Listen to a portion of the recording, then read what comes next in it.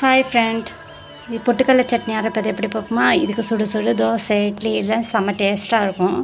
வாங்க இப்போ அரைச்சிட்டு வந்துடுவோம். பொட்டுக்கடலை, இஞ்சி, கொஞ்சம் ஒரு 4 பண்டு பூண்டு, கொஞ்சோண்டு வெங்காயம் கொஞ்சோண்டு, பச்சை மிளகா, தேங்காய் இதெல்லாம் அரைச்சிட்டு தாளிப்புக்கு இங்கே கருவேப்பிலை எடுத்து வச்சுருக்கேன். பார்ப்போம். அடுப்பில் கடாயை வச்சுக்கிட்டு நல்லா காய வச்சுப்போம். அப்புறம் 2 ஸ்பூன் எண்ணெய். இதுக்கு நிறையா எண்ணெய் விட்டுட்டக்கூடாது. எண்ணெய் நிறைய விட்டோன்னா சட்னி நல்லா இருக்கும். அதனால் 2 ஸ்பூன் அளவுக்கு எண்ணெய் காஞ்சதும் கொஞ்சோண்டு கடுகு நல்லா பொரிஞ்சதும் பட்டை மிளகாய், காஞ்ச மிளகாய் 2 அது போட்டால் டேஸ்ட்டாக இருக்கும். டேஸ்ட்டு கோசம் கொஞ்சோண்டு வெங்காயம், அவ்வளோதான். இது சுட சுட இட்லிக்கு சாப்பிட்டு பாருங்கள். தோசைக்கு செம்ம டேஸ்ட்டாக இருக்கும். சாப்பிட்டு பாருங்கள்.